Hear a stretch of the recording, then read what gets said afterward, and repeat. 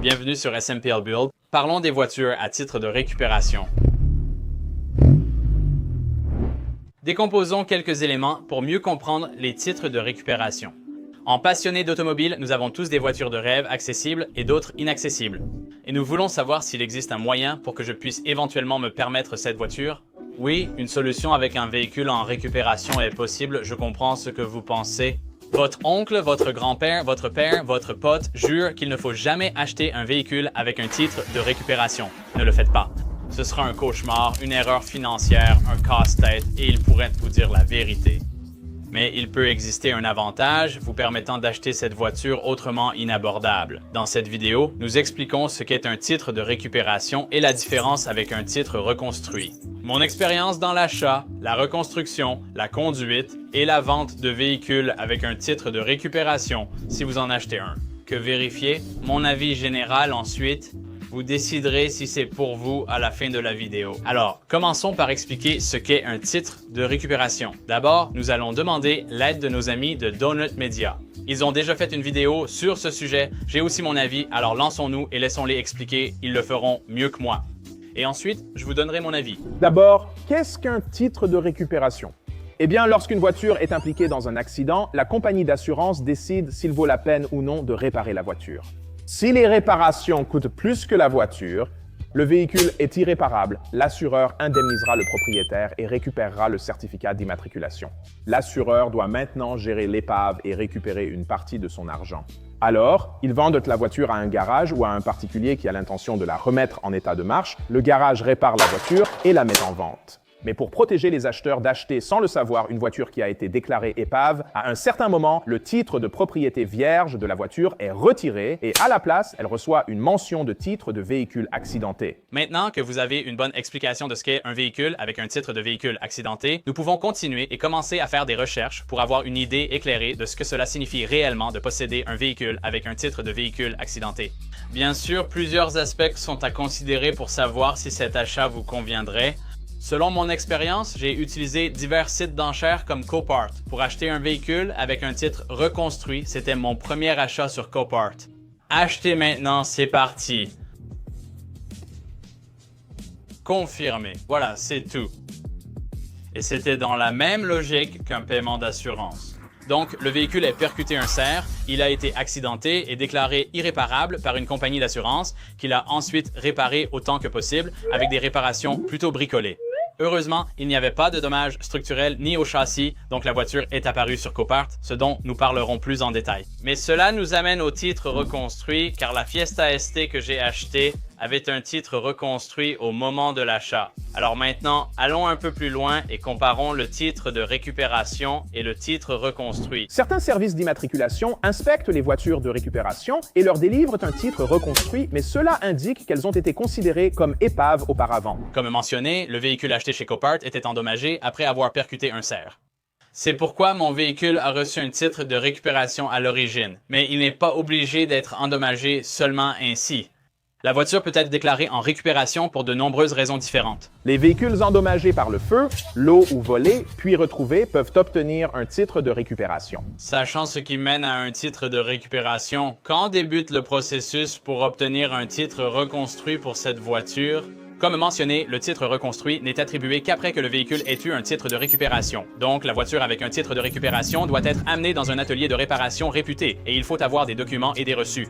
Le véhicule est d'abord inspecté selon la réglementation, puis obtient un titre reconstruit après les démarches. Un véhicule avec un titre de récupération ne peut être immatriculé ni assuré avant reconstruction. Vous pouvez le voir en regardant le titre, il y aura un grand trait traversant le document et il sera indiqué quelque chose comme récupération, où il y aura un trait rouge dessus.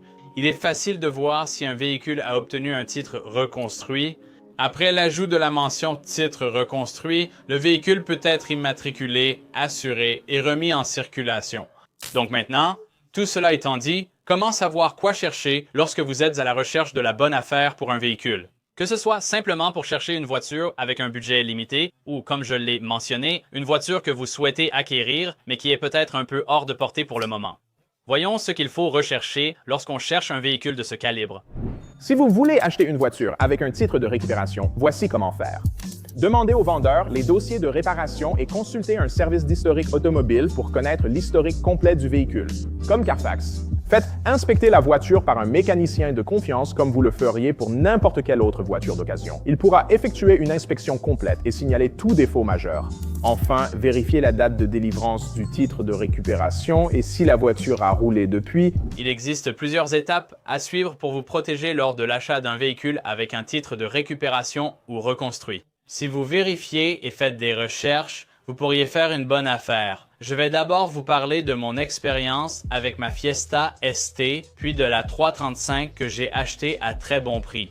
Vous vous souvenez peut-être de ma Fiesta Sainte. Avant, j'accrochais la calandre ici derrière moi avant de la remplacer par ce panneau LED facile à fabriquer.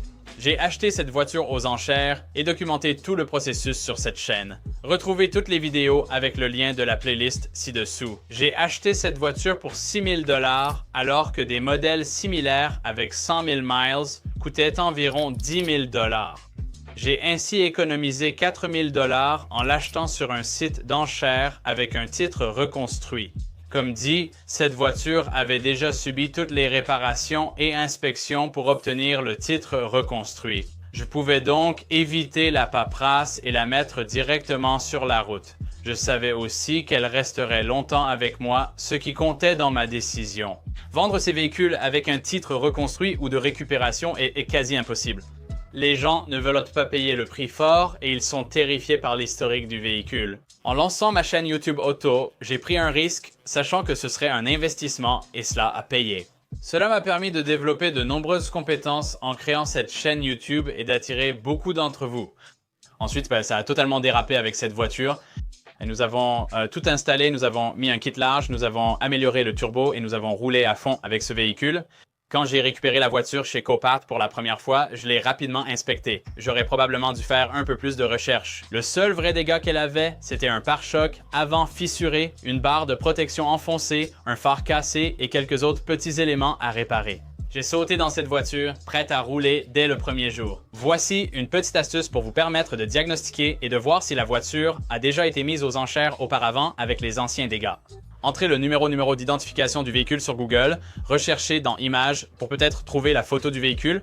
J'ai pris le numéro d'identification du véhicule de ma Fiesta ST, je l'ai entré dans la barre de recherche Google. J'ai cliqué sur Rechercher, j'ai fait défiler la page. Et devinez quoi? Il y avait une Fiesta ST que j'achetais aux enchères et j'ai pu voir les dommages précédents dessus. Cela peut marcher ou pas pour vous, comme dit plus tôt. Vous pouvez consulter les rapports Carfax, etc. Mais bien sûr, ils ont fait des réparations de briques et de brocs sur le pare-choc. Avant, ils ont recollé quelques pattes des phares avec de la super glue, mais c'était toutes des choses réparables. J'ai dépensé environ 15 000 € pour cette voiture, ce qui a été un bon investissement pour la chaîne. Je l'ai ensuite remise en vente sur un site d'enchères automobiles. Je pense que c'était sur Cars and Bids et j'ai vendu la voiture pour 9 000 2 ans après. Est-ce que ça valait le coup? Pour moi, oui. Pour vous aussi, peut-être. J'ai beaucoup roulé avec cette voiture et me suis vraiment amusé. Je n'ai eu que peu de soucis hors entretien. Cet achat a été une réussite. Passons au second véhicule à titre reconstruit que j'ai acheté moi-même. Comme vous l'avez peut-être vu sur la chaîne, il s'agit de notre BMW 335S 2008.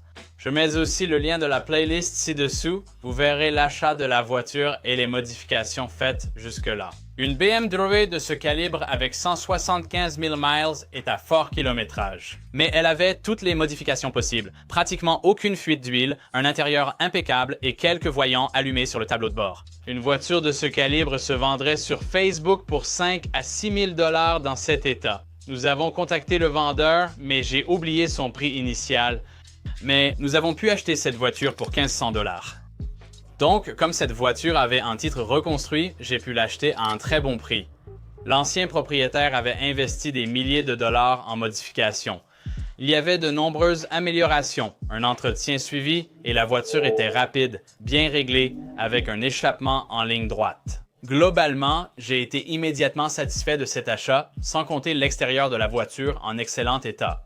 C'est une autre voiture que j'ai eue pour très peu cher et inspectée à fond dès le début. La voiture semblait très propre, sans dommages ni soucis électriques. Vu son prix bas, je ne me suis pas intéressé aux anciens dégâts, ça m'était égal. Et c'était un bon contenu pour la chaîne. Si vous n'avez pas de chaîne YouTube, n'ayez pas peur de vous lancer dans ce genre de projet.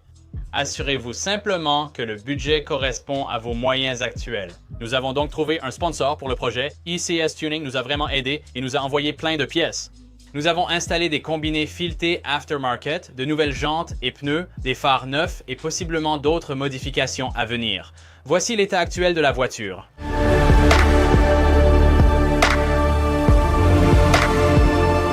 Je trouve le résultat très réussi. Dans l'ensemble, s'ils ne sponsorisaient pas le véhicule, on en aurait probablement eu pour un total d'environ 3 à 4 000 $. Donc, une voiture entièrement équipée, très belle, qui arrache avec ses 4 portes, un intérieur propre, le tout pour moins de 5 000 $. Pour moi, c'est encore une victoire. Cependant, vendre la BMW, c'est différent. La voiture ne se vendrait qu'entre 4 et 5 000 $. J'ai aussi oublié de mentionner que la voiture a très probablement besoin de nouveaux biturbo parce qu'il fuit énormément de fumée, mais ça n'affecte pas la conduite du véhicule. Même si parfois j'ai l'impression d'inhaler une quantité malsaine d'huile et de fumée dans l'habitacle quand j'appuie sur l'accélérateur, mais ce n'est pas le sujet. La voiture est très amusante et rapide. Peut-être que le manque de neurones vient du temps passé à la conduire récemment.